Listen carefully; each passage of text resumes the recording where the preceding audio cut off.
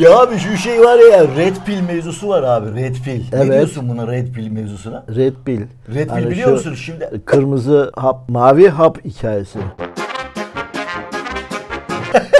Tabii ki oradan çıkmış mevzu da aslında. Yalnız bu işte biraz böyle gazlama mevzusu var. Yani erkekleri gazlıyorlar. Diyorlar ki erkekler çok böyle evcil oldu. Böyle çok çocuklaştı. Böyle çok kadıncı oldu. Hanım köylü oldu diyorlar.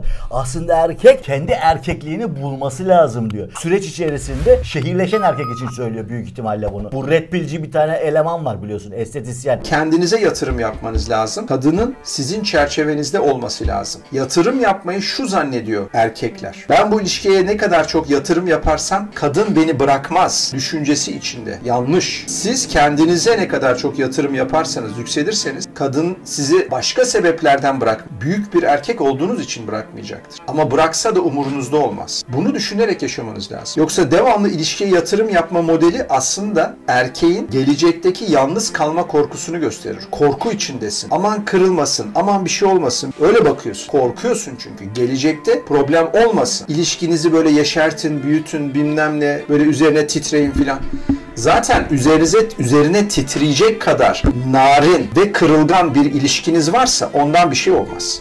Kadınların nefes alması günah mıdır? Kadınların nefes almasının günah olup olmadığı Kur'an ve hadislerde geçmediği için kadınların nefes almasında bir sorun yoktur. Nefes almaya devam edebilirler. Daha doğrusu bu işlerin moda olduğunu falan düşünüyorum ben abi. Yani alfa erkek, beta erkek, yok işte ayrıksılar. Bir de bu çeşitlendirildi. Biliyorsun hani bir şey ne kadar çok ayrıntılandırılırsa ne oluyor? Onun ekonomik değeri artıyor. Ekonomi için yapıldığını düşünüyorum ben bunun. Moda güzel, olduğunu düşünüyorum. Güzel, moda. Güzel yapıyorlar ama Erdal'cığım. Yani iyi ki yapıyorlar yani. Bu kadar kalabalık insan kitlesi var. Değil mi? Evet. 8 milyar kişi var. Yani bunları yapmasalar bu kadar insanı, bu kadar kalabalığı nasıl yönetecekler? Nasıl çıkacak karanlıklara, aydınlıklara? Evet. Tamam da işte bu da tabii ki insanların psikolojisini falan bozuyor ama.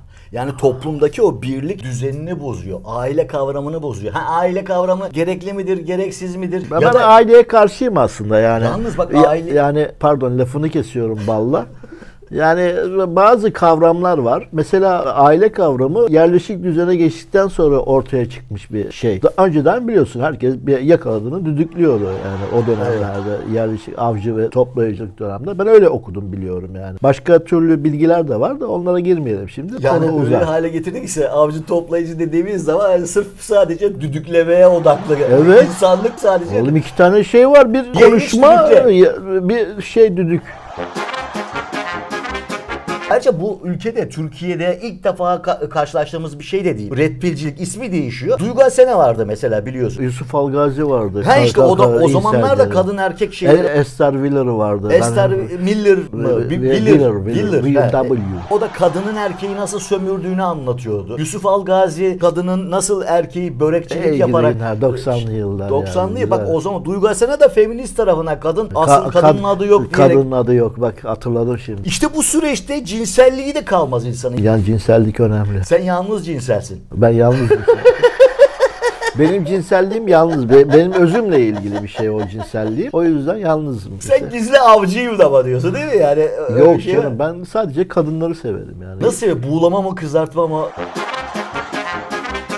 Bu Red Pill'ci abinin iddiası diyor ki eskiden diyor 50'li 60'lı yıllarda diyor erkekte diyor alfa ile beta diyor birlikteydi diyor. Erkek diyor hem diyor böyle kadına alfayı verebiliyordu diyor hem de beta elektriğini verebiliyordu diyor. Ama şimdi diyor o diyor ayrıştı diyor. Erkekte böyle alfa var diyor, beta var diyor. Kadınlar da diyor kendi aralarında birbirlerini şöyle örgütlüyorlar diyor. Yönetebileceğin adamı seç. Yönetebileceğin adamla evlen falan gibi böyle birbirlerini gazlıyorlar diyor. Onlar da böyle avcı eskiden erkekti. Şimdi avcı kadın oldu babında erkekleri uyarıyor bu Red Pill'cilerde. Alfa ol diyor sen diyor. Dururken kadını dövdük. Niye dövdük abi ya?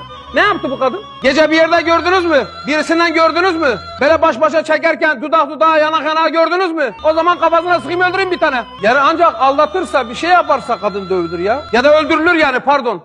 Bu nasıl bir şey ya? Şöyle oluyor. Eğer sınıf bilinci sende olmazsa yönetenler tarafından sen kadın, erkek, işçi, zengin, fakir vesaire falan bölünürsün. Ama bir sınıf bilincin olsa birleşirsin. Kadın, erkek, insan dersin, kadın, erkek. Bunları kimler yapıyor Cinsiyeti abi? ayrıştırmazsın Evet, yani, değil mi? evet. Bunları kimler yapıyor abi? Yönetenler, işte mevcut yapının yazarları, çizerleri. Sen Ürün de satmak isteyen insanlar. Evet, sen de saatlerce Yöneticiler. şey yapıyorsun. Kadın zaten 50 tane başında dert var. Çocuğa bakıyor, işe gidiyor. Keza para adam kazanıyor da vesaire ben vesaire. tane şey Bunlar var. haliyle böyle zengin kadın, zengin erkek birbirlerine böyle ulaşmak için ellerinden geleni yapıyorlar. Ama herkes bokun içinde yaşamaya devam ediyor yani. I'm cleaning my closet. Parayı nereye harcadın diyorlar bana. Ne yaptın? Ne mi yaptım söyleyeyim mi? Okula gittim. 3 dil biliyorum. Şu anda da İtalyanca öğreniyorum kendi kendime. Dostoyevski okuyorum. James Joyce okuyorum. Tolstoy okuyorum. Balzac okuyorum ama bilmiyorsunuz. Ben hep amçıkeliyim. 5 yılda çok yol kat ettim. Bana bakın, ben bir evrim mucizesiyim. Bunlar hep felsefesizlikten abi. Yani sen adamın parasını, şeyini, bilmem nesini böyle zorda bir ekmek verirsen, hatta sen neydi? Stalin'in tavuğu şeklinde insanları yetiştirirsen, Evet, yolunmuş olarak diyorsun. yolunmuş olarak yani insanlar haliyle böyle şeyin peşinde koşar. Yani kendi kavramını, kendi yaşantısını, kendine ait bir oda yapamaz yani. Kendimizin üretmesi için bizim kazanımlarımızın olması gerekiyor, değil mi? Yani Evet. bir O varlık yüzden de sahibi felsefe olmamız. öğrenmek durumunda. İşte bu red pill ya da ayrıştırılmış cinsiyetler, parçalanmış benlikler parçalanıyor. Senin söylediğin gibi asıl temelde felsefesizlik de olduğu için insan kendi benliğinde dengede duramıyor ve o parçalanıyor. Zihinsel olarak da bizi kültür transferiyle de ne yapıyorlar? Bizi cinsiyetler olarak da parçalamaya çalışıyorlar ve müşterisi yapıyor adam. Yani amaç senin müşterisi yapmak. Hayat her şeyde müşterilik yani. Yani müşteri olmazsan İşte barınamıyorsun. kültür transferi yapıyor sana oradan aslında. Ya, Tamam ya. yani bilgilenmek güzel bir şey. Farklı kültürlerden farklı bilgileri alıp onu böyle bir potada eritip kendine has bir hale doğru dönüştürmek çok güzel bir şey. Bununla birlikte o kültürün etkisinde kalıp onu böyle tabulaştırıp, kaldı ki hiçbir şeyi tabulaştırmamız lazım bize. Benim düşüncem o. Abi öyle diyorsun da bak mesela Melik Gökçek. O Şimdi ne Jeliboncu, alaka? evet. Şimdi Melik Gökçek nasıl taraftar bulur ya? Yani bizim kalabalıklar güruh olarak güce karşı bir eğilimi var. Evet, seviyor, Kalabalıkta gücü yani. seviyor. O yüzden de adam kendine ait bir oda yaratamadığı için Melik Gökçek'i Virginia Woolf'a gidip geliyoruz. Kendine ait bir arada. evet geçmişten kalan bir anım vardı oradan. Öyle yani. O yüzden de fazla Red Pill, Met Pill ben de umursamıyorum ya. Ben İşte parasına güç bakıyorum. ister Kaç ya. lira Red Pill? Şarj edilebiliyor mu sonra? Ha, bitişi vardır bu red pill'in yani. Nereye kadar gidiyor bu abiciğim yani? Kadın o yüzden şey yap. Ulan diyor bu diyor tamamıyla red pill'se diyor. Bunun diyor hiç diyor boşalmaz diyor bu diyor. Boşalmayın diyor. Bizim iflahımız s**er diyor. Dolayısıyla kadın diyor ki red pill'ci değilim diyor. Alfa. Ama çaktırmadan da alfayı seviyor abi. Alfayı seviyor, betayla evleniyor. Bana bir kadın söylemesi ayıp ama hayatım neden boşalmıyorsun demişti. Hiç unutmuyorum. O da ilginç bir anı. Kültür transferi olmuş o arada sanki.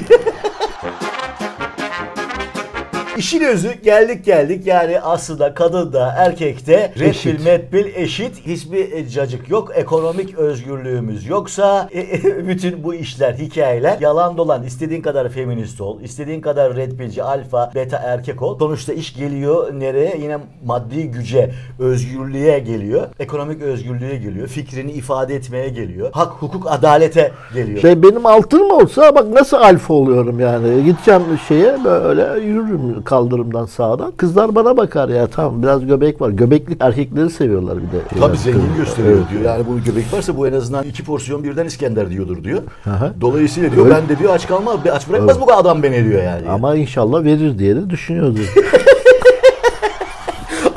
O zaman şöyle bir şey diyebilir miyiz? Yani Deriz. böyle daha fırlama, serseri görünümlü erkekle pompiş ama göbekli erkeklerle de evlilik, çoluk çocuğa karışayım falan gibi. O yeni Bu- trend dediğin doğru yani katılıyorum sana. Red Pill de aynı feminizm gibi, feminizmin karşıtlığı gibi sanki bir taraftan da. Erkek feminizmi gibi bir taraftan.